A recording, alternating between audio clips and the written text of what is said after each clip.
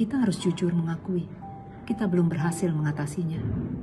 Para peneliti di seluruh dunia berjuang memahami virus ini dan bagaimana pengaruhnya pada keselamatan nyawa dan kehidupan manusia. Jadi tumpuan keselamatan bukan hanya pada tenaga kesehatan dan tenaga medis, tetapi semua dari kita. Saya mendukung sekali kebijakan pemerintah untuk mengambil langkah tegas atau mengambil rem darurat untuk mendorong atau menegakkan 5M. Mencuci tangan, menjaga jarak, memakai masker, menjauhi kerumunan, dan yang utama adalah membatasi pergerakan masyarakat. Yang kedua, pemerintah harus mendorong atau memperbaiki sistem layanan kesehatan agar lebih terintegrasi antar daerah. Yang terakhir, percepatan proses vaksinasi di Indonesia. Kita perlu secara total dan secara maksimal menyelesaikan persoalan kesehatan ini dulu, sembari menolong mereka yang kurang mampu untuk dapat menjalankan kehidupan mereka, baru kemudian kita mengangkat perekonomian Indonesia kembali.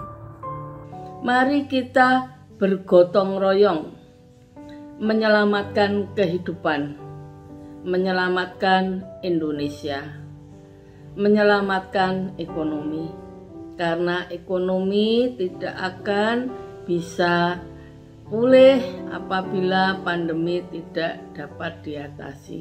Karena ketidakpastian mengenai siapa yang akan menularkan virus, di mana dan kapan, maka pembatasan sangat diperlukan. Namun, kalau penyebaran virus meningkat cepat, maka pembatasan ketat atau rem darurat menjadi keharusan, di mana mereka yang menderita sakit dapat memperoleh perawatan dan pengobatan, dan yang terkena infeksi tapi menunjukkan gejala asimptomatik tidak menularkan ke pihak lain. Kita mendapat cobaan kembali. COVID merajalela lebih dahsyat dari sebelumnya. Varian baru Delta 2 kali lebih cepat penularannya daripada varian sebelumnya. Karena itu, saudara-saudaraku sekalian, yang pertama, kita secara pribadi, keluarga, dan bersama dalam komunitas kita selalu menjaga kesehatan, menjaga jarak, memakai masker, dan menghindari kerumunan. Saudaraku sekalian, saatnya kita tolong-menolong, bergotong royong. Teman-teman yang memimpin sekolah, gedungnya tidak dipakai, sediakan untuk shelter. Kampus yang sudah 2 tahun tidak dipakai dan hanya bekerja online, mengajar online, tolong dibantu, dibuka untuk isolasi mandiri.